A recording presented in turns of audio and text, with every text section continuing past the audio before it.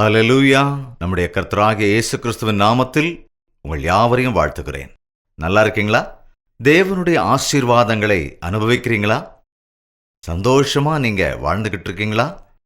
ஏசப்பா எப்பவும் நம்முடைய ஜெபங்களை நிறைவேற்றுறவரா இருக்காரு. நமக்கு உதவிகள் செய்யறதுக்கு தயாரா இருக்காரு. அப்புறம் இந்த உலகத்துல அவருடைய கிருபை, அவருடைய தயவு இல்லாம நாம நல்லா இருக்க மாட்டோம் அப்படிங்கிற விஷயம் நாம மறக்காம இருந்தோம்னா நிச்சயமா நல்லா இருப்போம். நமக்கு எவ்வளவு அறிவு இருந்தாலும், நமக்கு எவ்வளவு பலம் இருந்தாலும், எவ்வளவு வசதி இருந்தாலும், எல்லாமே இருந்தாலும் தேவனுடைய சகாயம் இல்லைன்னா இந்த உலகத்துல சுகமா நம்மளால வாழவே முடியாது. அவர் கிருபைக்காக நாம வேண்டிக்கணும். அவருடைய தயவை நாம் அடையிறது நமக்கு ரொம்ப ரொம்ப முக்கியம். ஓகே, இன்னைக்கு தேவனுடைய வார்த்தை கேட்க தயாரா இருக்கீங்களா?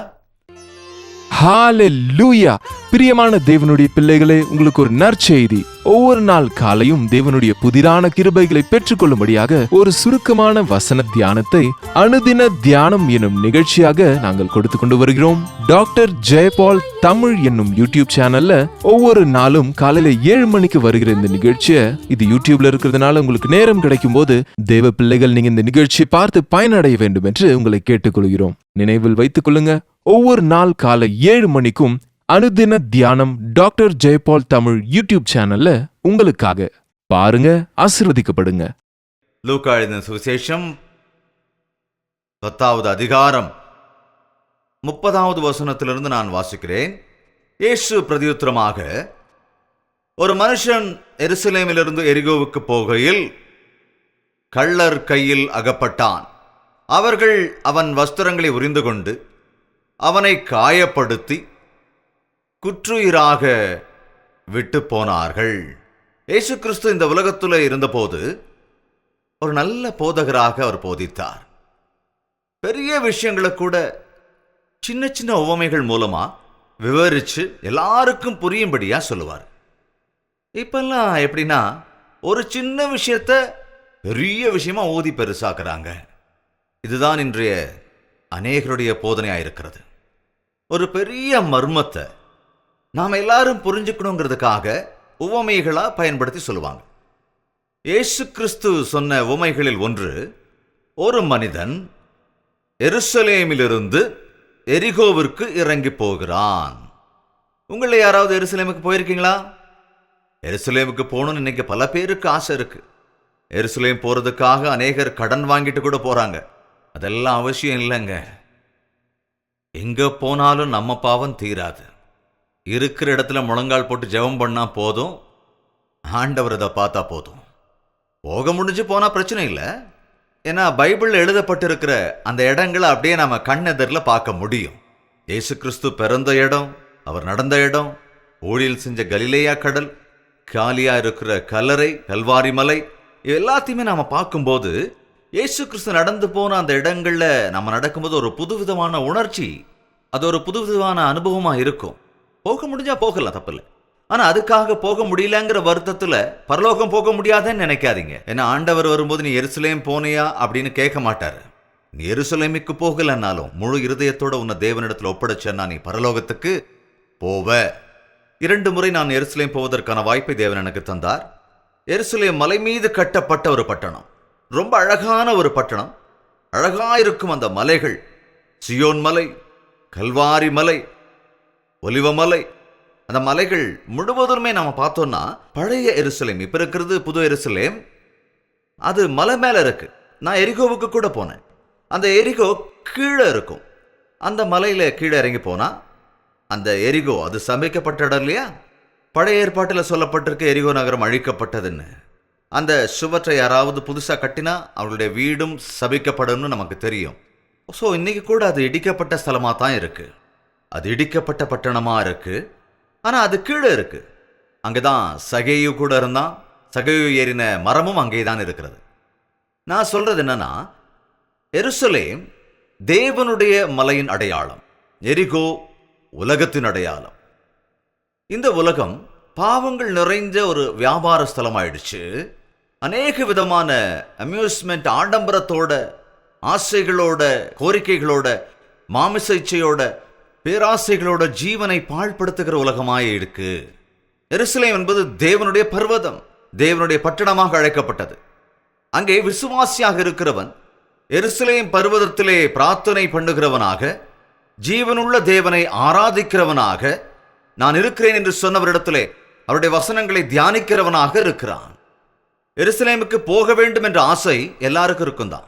அந்த மனுஷன் எருசலேமிலிருந்து எரிகோவிற்கு இறங்கி போகிறான். இந்த நாட்கள் அநேக விசுவாசிகளோட நிலைமை அப்படித்தாங்க இருக்கு. இயேசு கிறிஸ்துவை விசுவாசித்த பிறகு அவன் ஆசீர்வதிக்கப்படுகிறான், அவன் ஆரோக்கியமுடையவனாய் இருக்கிறான், எல்லா விதமான ஆசீர்வாதங்களும் அவனுக்கு கிடைக்கிறது, அவனுக்கு ஆஸ்தி பெருகுகிறது, அவன் கௌரவம் பெருகுகிறது, அவன் செய்கிற எல்லா காரியங்களிலும் அவனுக்கு வெற்றி கிடைக்கிறது. அதாவது ஒரு ஸ்டேஜ் வந்ததுக்கு அப்புறம் மனிதர்கள் குறையே இல்லாம, கவலையே இல்லாதவர்களாக தேவனால் ஆசீர்வதிக்கப்பட்ட பிறகு அவன் தேவனை நினைக்கிறானா அல்லது மறந்து போய் விடுகிறானா? வேதனையில் அதிகமா ஜெபிப்போமா அல்லது நல்லா இருக்கும்போது அதிகமா ஜெபிப்போமா?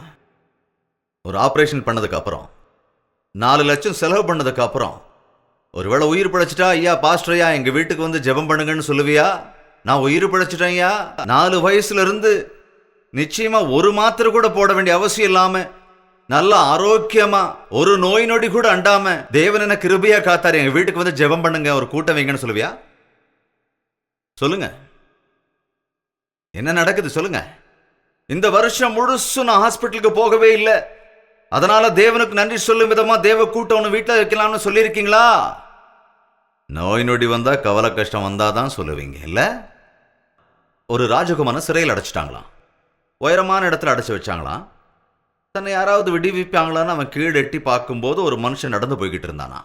உடனே இவன் தன் கையை அசைச்சு சைகை காட்டி அவனை மேலே பார்க்கணுங்கிறதுக்காக ட்ரை பண்ணா, அவன் பார்க்கவே இல்லையா. பார்க்கலங்கிறதுக்கு அப்புறம் இவன் கையில் வைரங்கள் நிறைஞ்ச வளையல் இருந்துதான். அந்த வளையல் ஒன்றை தூக்கி போட்டானா. கீழே விழுந்ததும் கீழே நடந்தவன் அதை டக்குன்னு பார்த்து அந்த பளபளன்னு இருக்கிறத தூக்கி பாக்கெட்டில் போட்டுக்கிட்டு இன்னும் ஏதாவது இருக்கான்னு தேடிக்கிட்டே இருந்தானா. வளையல போட்ட ராஜகுமார் ஐயோ மேலே பாருடா அப்படின்னு மெதுவா சொன்னானா.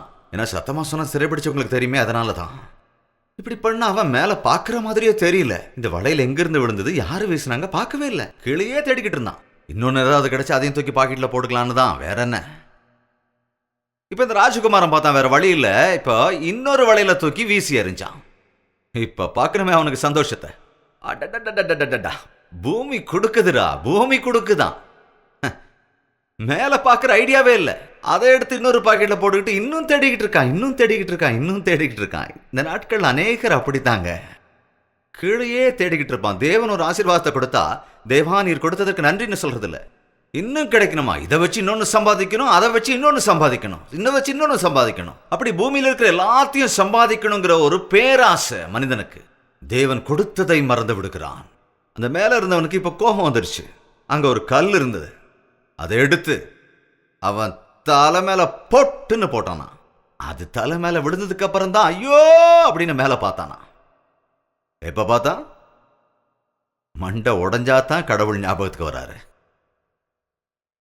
தேவன் எல்லா விதமான ஆசீர்வாதங்களை கொடுத்திருந்தும் அவரை மகிமைப்படுத்த தோணல. ஞாபகம் வராதா? இன்னைக்கு அநேகருடைய விஷயங்கள் அப்படித்தாங்க இருக்கு. அதுக்காகத்தான் ஆதி காலத்திலிருந்து நாங்க கிறிஸ்தவங்கன்னு சொன்னவங்க, நாங்க தேவனால் ஆசீர்வதிக்கப்பட்டவங்கன்னு சொல்லுவாங்க.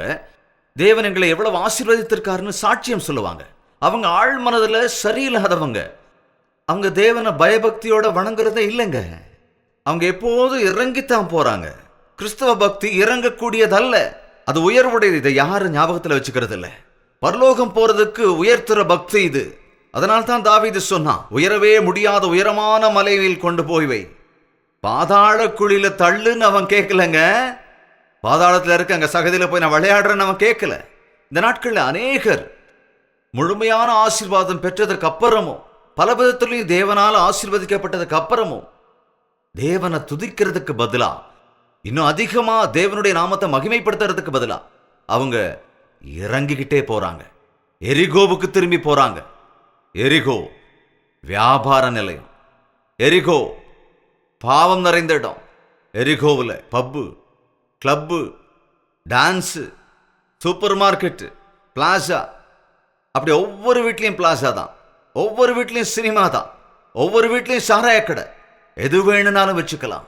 பார் ரூம், அநேகர் வீடு கட்டிக்கிட்டு தேவனுக்கு ரூம் கட்டினது பழைய காலம். இப்போ என்னடானா இது பார் ரூம். நாங்கள் பார்க்கெல்லாம் போக முடியாது, அதனால வீட்டுக்குள்ளேயே ஒரு பாரை கட்டிக்கிட்டோம். பாரு, பீரு, கேர். என்னங்க, எத்தனை பேர் கிறிஸ்தவர்கள் இன்னமும் குடிகாரர்களா இருக்காங்க? என்னிடத்தில் ஜெபிக்க வர அநேகர் உண்டு, டீசெண்டா இருப்பாங்க, எஜுகேட்டட். எனக்கு ஒரே ஒரு சந்தேகங்க, என்னால் போதை பழக்கத்தை மட்டும் கைவிட முடியல.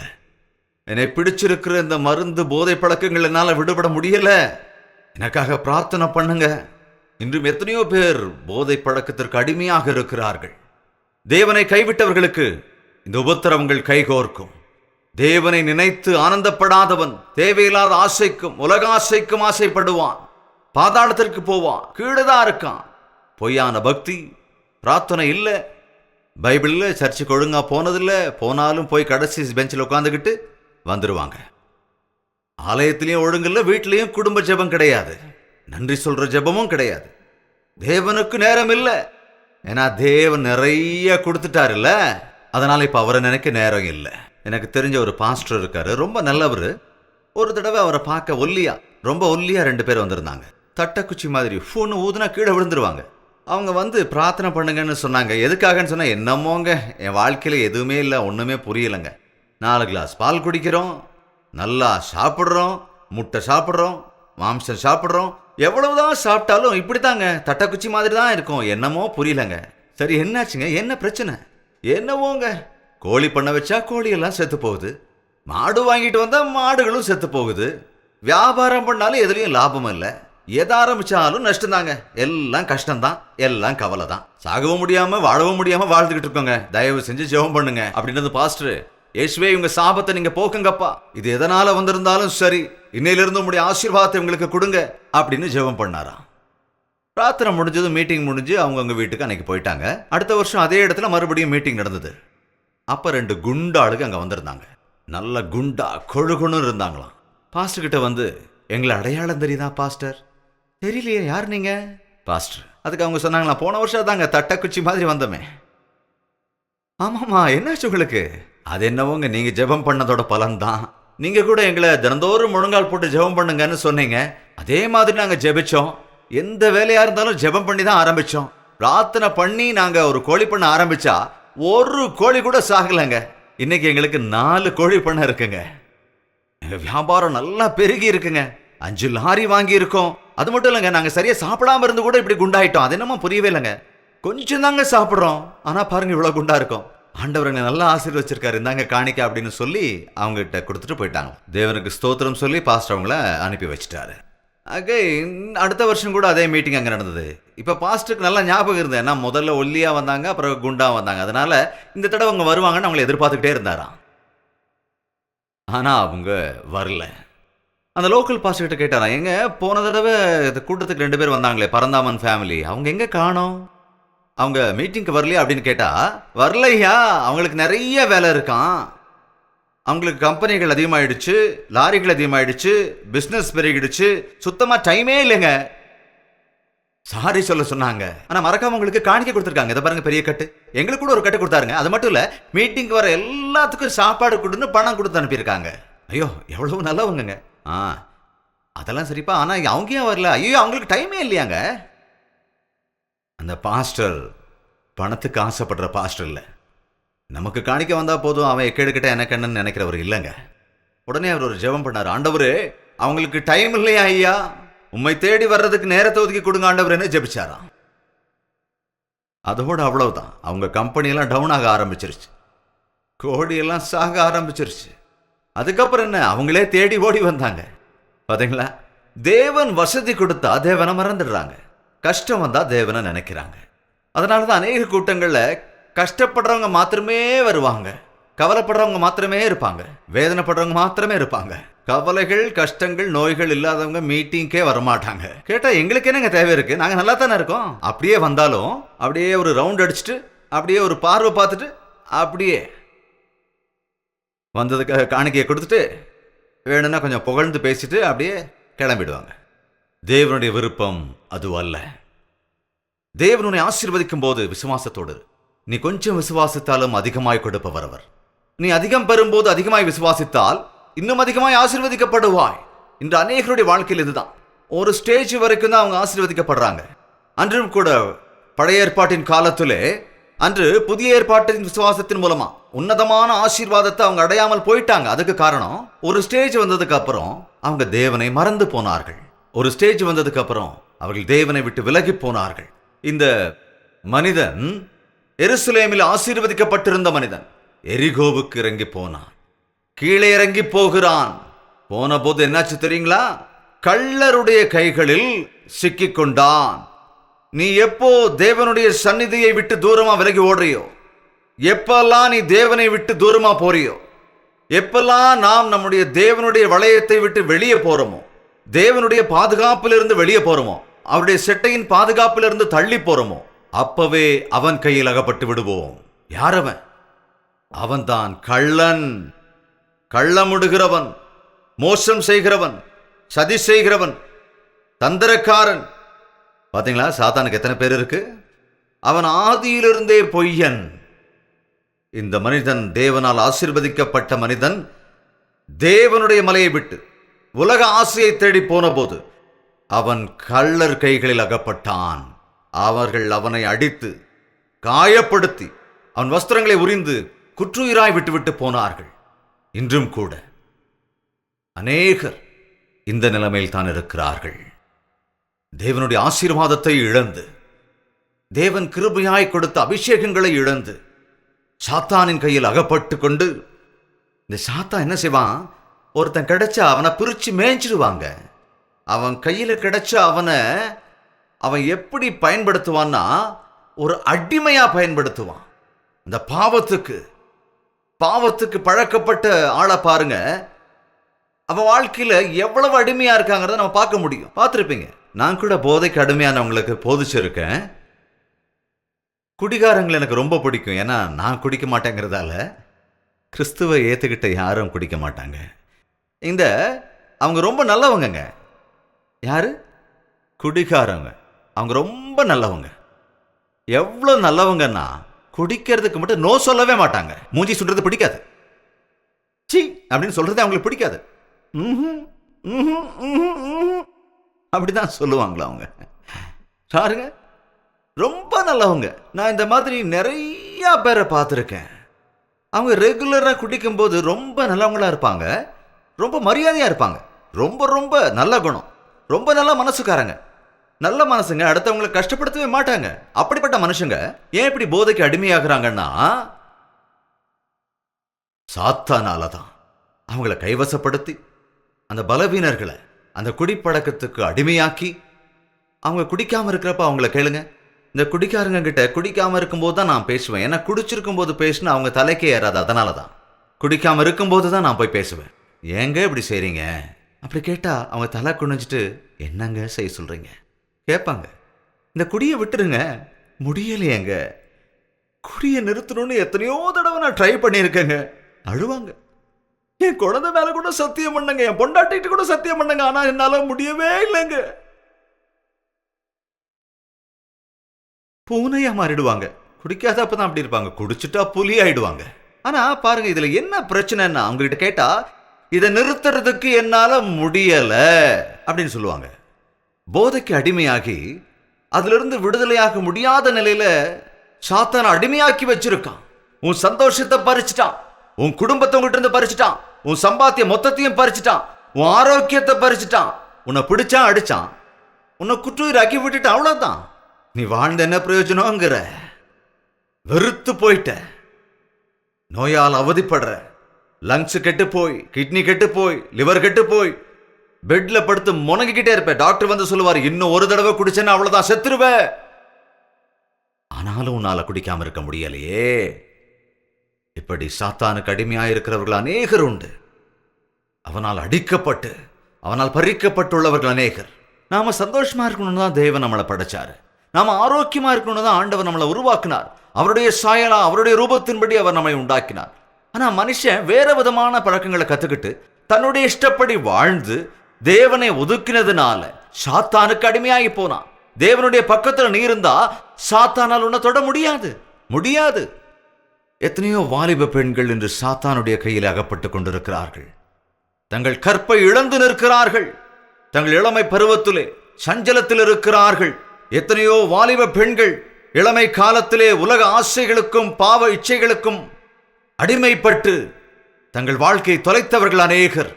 ஹைதராபாத் நகரத்திலே, சென்னை நகரத்திலே, இன்னும் பெரிய பெரிய மும்பை நகரத்திலே இன்னும் பயங்கரம். அங்கெல்லாம் அந்த பப்ல வாலிப பிள்ளைகள், காலேஜ் படிக்கிற பிள்ளைகள், அவங்க அப்பா அம்மா எல்லாம் எவ்வளவோ கஷ்டப்பட்டு காலேஜில் ஃபீஸ் கட்டி அவங்கள படிக்கணும்னு அனுப்பி வச்சா, மோசமான உடை அணிந்து ராத்திரியில போய் அங்க குடிக்கிறதும் ஆடுறதும் துள்றதும் தள்ளாடுறதும், தன்னோட கடமைகளை மறந்து தன்னோட உடலையும் கெடுத்துக்கிட்டு தன்னோட சமாதானத்தை இழந்து கல்வியையும் இழந்து அநேக வாலிபர்கள் தங்கள் வாழ்க்கையை நாசம் பண்ணியிருக்காங்க.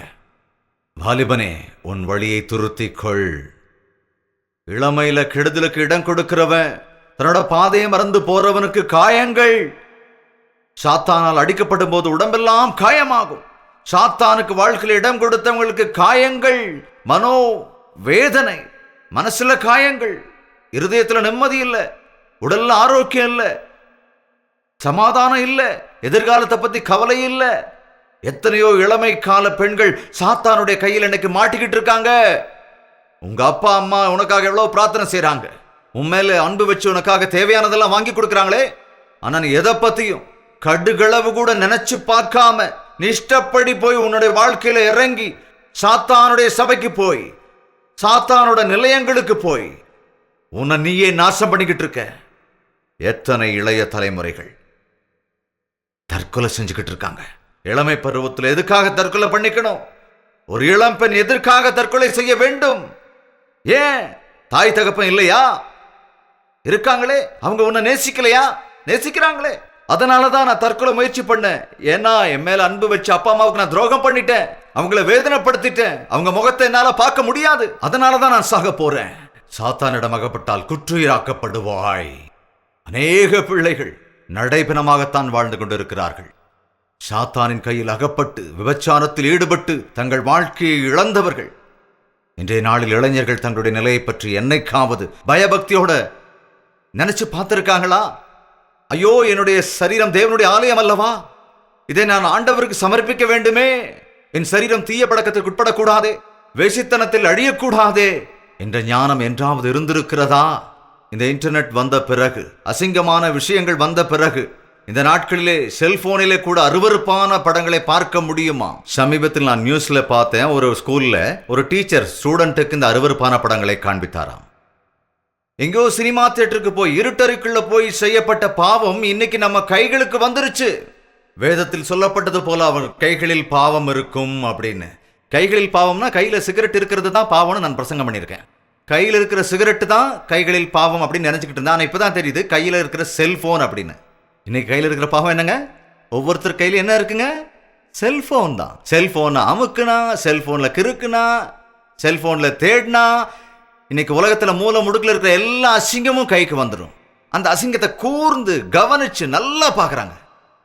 பார்த்துட்டு நைட்ல தூக்கம் வரலாம்பாங்க, படிச்சா படிப்பு தலைக்கு ஏற மாட்டாங்குதுங்கிறாங்க, அப்புறம் எனக்கு கோபம் அதிகமா வருதுங்கிறாங்க, I am not able to control my எமோஷன்ஸ்ங்கிறாங்க, அப்புறம் என்னோட எரிச்சலை கண்ட்ரோல் பண்ணவே முடியலங்கிறாங்க, அப்புறம் என் இச்சையை கட்டுப்படுத்த முடியலாம்பாங்க. காரணம், தேவையில்லாத குப்பைகளை, தேவையில்லாத விஷயங்களை உன் மனசுக்குள்ள ஏத்திக்கிற. அதனால உன்னுடைய இருதயம் களங்கம் ஆயிடுது. சாத்தான் பறிச்சிடுறான் உன்னுடைய இருதயத்தை. உன்னுடைய இருதயம் தேவனுடைய ஆலயமாக இருக்க வேண்டும். நீ தேவனுக்கு இடம் கொடுக்கலன்னா சாத்தான் புகுந்துடுவான். தேவன் இல்லாத இடம் சாத்தானுடைய நிலையம். தேவன் உனக்குள் இருக்கும் பொழுது சாத்தான் அங்க வர முடியாது, தொட முடியாது. உங்களுக்கு தெரியும், இயேசு கிறிஸ்துவை விசுவாசிக்கிறேன் என்று சொல்கிறவர்கள் தங்கள் சரீரத்தை பரிசுத்தமாக வைத்திருப்பார்கள். தங்கள் கைகளில் இருக்கிற பொருட்களை கவனமாக பயன்படுத்துவார்கள். தேவன் தந்த ஆசீர்வாதத்தை தேவனுக்காக பயன்படுத்துவார்கள். எனக்கு அன்பானவர்களே, உங்கள் வாழ்க்கையில ஒரு நொடி பொழுதை கூட சாத்தானுக்கு கொடுத்து விடாதீர்கள்.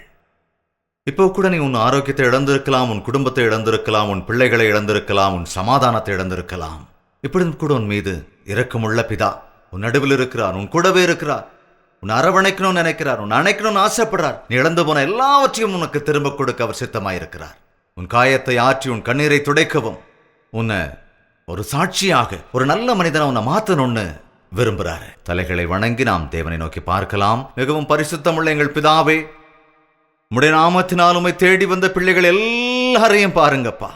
யாருமை விட்டு விலகி போனார்களோ, யார் தங்கள் விசுவாசத்தை விட்டு விலகி இருக்கிறார்களோ, யார் இப்பொழுது சாத்தானின் கையில் சிக்கிக் கொண்டிருக்கிறார்களோ, யாரெல்லாம் சாத்தானுடைய கையினாலே பறிக்கப்பட்டிருக்கிறார்களோ, அடிக்கப்பட்டிருக்கிறார்களோ, குற்றுயிராய் விடப்பட்டிருக்கிறார்களோ, அவர்களுக்காக இறக்கப்படுங்க ஏசப்பா.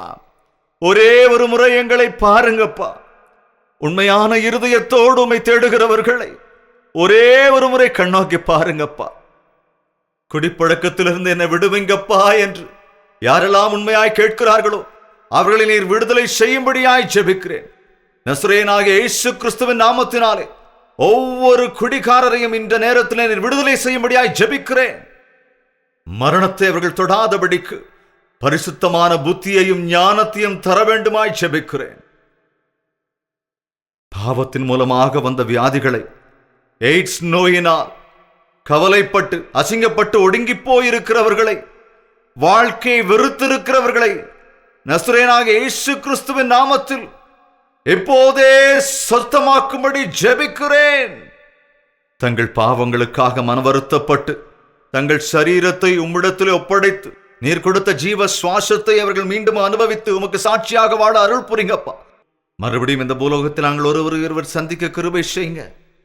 உம்முடைய நித்திய ராஜ்யத்தை சுதந்திரித்துக் கொள்ளுகிற அந்த கிருபையை எங்கள் ஒவ்வொருவருக்கும் கொடுங்கப்பா. இயேசு கிறிஸ்துவின் நாமத்தினால் ஜெபிக்கிறோம் பிதாவே. நம்முடைய கர்த்தராகிய இயேசு கிறிஸ்துவினுடைய கிருபையும் பிதாவாகிய தேவனுடைய அன்பும் அரவணைப்பும் பரிசுத்த ஆவியானவருடைய அன்யோன்ய ஐக்கியமும் சந்தோஷமும் சமாதானமும் கூடி வந்திருக்கிற அனைவரோடும் இன்றும் என்றும் சதா காலங்களிலும் தங்கி தரித்திருப்பதாக. ஆமென். ஹalleluya. பிரியமான தேவனுடைய பிள்ளைகளே, உங்களுக்கு ஒரு நற்செய்தி. ஒவ்வொரு நாள் காலையும் தேவனுடைய புதிரான கிருபைகளை பெற்றுக்கொள்ளும்படியாக ஒரு சுருக்கமான வசன தியானத்தை அனுதின தியானம் என்னும் நிகழ்ச்சியாக நாங்கள் கொடுத்து கொண்டு வருகிறோம். டாக்டர் ஜெயபால் தமிழ் என்னும் யூடியூப் சேனல்ல ஒவ்வொரு நாளும் காலையில 7 மணிக்கு வருகிற இந்த நிகழ்ச்சியை, இது யூடியூப்ல இருக்கிறதுனால உங்களுக்கு நேரம் கிடைக்கும் போது தேவ பிள்ளைகள் நீங்க இந்த நிகழ்ச்சியை பார்த்து பயனடைய வேண்டும் என்று உங்களை கேட்டுக்கொள்கிறோம். நினைவில் வைத்துக் கொள்ளுங்க, ஒவ்வொரு நாள் காலை 7 மணிக்கும் அனுதின தியானம் டாக்டர் ஜெயபால் தமிழ் யூடியூப் சேனல்ல உங்களுக்காக பாருங்க, ஆசீர்வதிக்கப்படுங்க. உங்களுக்காக நாங்களும் ஜெபிக்கணும்னா உங்களுடைய பெயர், முகவரி எங்களுக்கு தெரியப்படுத்துங்க. ஃபோன் பண்ணுங்க. நாங்கள் எல்லாருமே உங்களுக்காக ஜெபிக்க தயாரா இருக்கோம். SMS மூலமாவோ இமெயில் மூலமாவோ எங்களுக்கு அதை தெரியப்படுத்துங்க, அல்லது கடிதம் எழுதுங்க, நானே வாசிப்பேன். உங்களுடைய ஜெப தேவைகள் எதுவா இருந்தாலும் உங்களுக்காக ஜெபிக்கிறதுக்கு நாங்க எந்நேரமும் தயாரா இருப்போம்.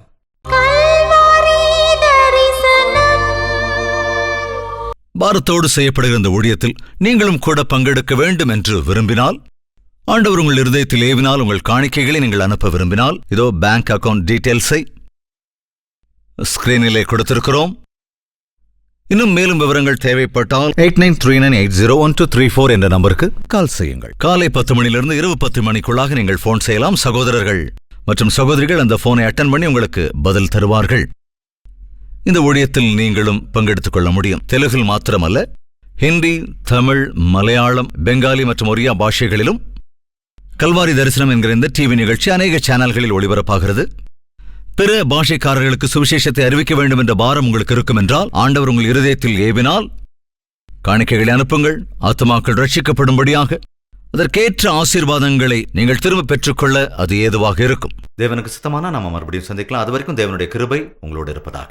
உங்கள் தேவைகள் எல்லாவற்றையும் நீங்கள் எழுத வேண்டிய முகவரி ஜெயபால் ஃபவுண்டேஷன்ஸ், இலக்கம் 29, new colony road, Velachery, Chennai 6,42,00,000.